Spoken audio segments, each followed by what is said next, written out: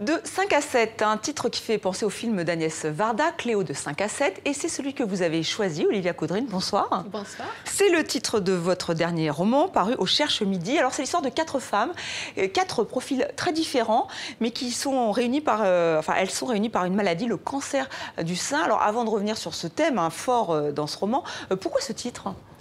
Alors, j'ai choisi ce titre comme on choisit le titre d'un recueil de nouvelles. Je raconte l'histoire de 4 femmes. Et la première personne dont je parle, c'est Charlotte. Il est 5 heures de l'après-midi et Charlotte va retrouver son amant. Oui, parce que c'est une expression française, peut-être qu'on peut l'expliquer. Voilà, un 5 à 7. Un 5 à 7, je vous laisse expliquer. Moi, je crois que tout le monde connaît quand même cette expression. De 5 à 7, souvent, c'est donc un rendez-vous amoureux. Un rendez-vous amoureux. Souvent hors mariage, on va le dire, ou hors relation officielle. Voilà, donc c'est le titre que vous choisissez. Vous avez choisi. Et c'est vrai que vous parlez beaucoup d'amour, et vous parlez surtout aussi du cancer du sein, un sujet qui fait peur. Pourquoi vous vous êtes attaqué, si j'ose dire, à ce sujet ? Alors, je parle du cancer du sein, mais c'est avant tout un roman. Alors, c'est un sujet, c'est vrai qu'il y a un sujet très grave, mais voilà, on aborde beaucoup de sujets graves dans les romans. Donc, pourquoi pas celui-là ? C'est vrai que ça n'a pas été beaucoup fait, il y a beaucoup de prévention, mais c'est assez désincarné, la prévention. On se dit toujours, ça n'arrive qu'aux autres. Ou alors, ce sont des autobiographies, et les autobiographies, là, c'est... Oui, des récits.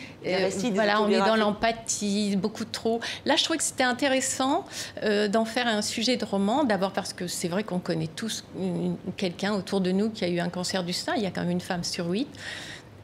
Et donc, voilà, je me suis dit, je vais raconter sous forme de roman. Alors, pendant la première partie du livre, je ne parle pas du tout du cancer du sein, je raconte des histoires de femmes. Je voulais qu'on s'attache à ces femmes, qu'on apprenne à les connaître. C'est ça qui me paraissait intéressant. Je ne voulais pas qu'on soit tout de suite en contact avec des malades. Et ensuite, on comprend peut-être mieux leurs réactions, comment chacune va réagir et comment chacune va appréhender la maladie. Et on connaît aussi leurs proches dans la première partie du livre.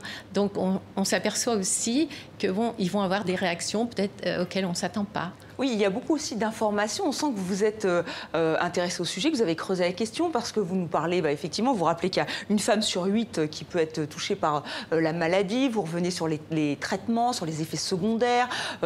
C'était important que ça soit très documenté. Comment vous avez fait ? Ah oui, ça a été très documenté. J'ai interviewé une dizaine de femmes. Et puis j'ai travaillé avec 2 cancérologues, Dr Ouessé et Dr Hoffman, surtout qui a même relu mon livre avant qu'il soit publié. Oui, il fallait être juste. Oui, il fallait que ce soit juste. Alors effectivement, je parle du traitement et ça se passe, si vous voulez, dans une époque donnée, ça se passe entre décembre 2014 et mai 2016. Donc la maladie, elle est aussi dans un contexte.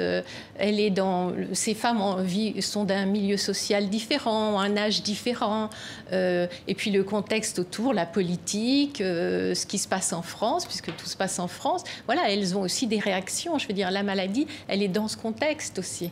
Alors vous touchez effectivement, vous évoquez les attentats, vous évoquez aussi, il y a un jeune garçon qui est le fils d'une des femmes qui est malade, famille, voilà, qui est tenté par effectivement l'extrémisme. On sent qu'il y a vraiment une volonté d'être proche de l'actualité.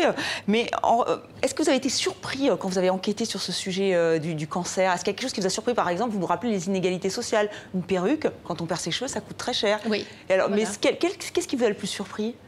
Ce sont les femmes qui m'ont raconté ça. C'est vrai que l'histoire de la perruque, quand on fait une chimiothérapie, on perd ses cheveux normalement, enfin pas toujours, mais souvent.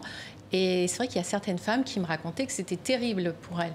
On pense que c'est surtout l'épée de Damoclès, on a peur de mourir, mais perdre ses cheveux, c'est un peu comme quand on dit aussi à une femme, on va être obligé de vous enlever un sein.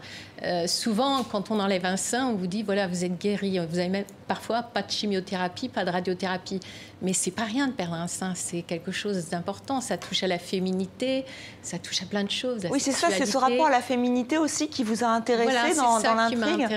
C'est ça qui m'a intéressée. C'est pour ça que j'ai voulu raconter leur vie avant et leur vie après, pour voir ce que ça avait changé. Et souvent, quand j'ai interviewé ces femmes, bien sûr que ça change quelque chose dans leur vie, mais parfois en mieux. Et c'est ça qui est assez étonnant.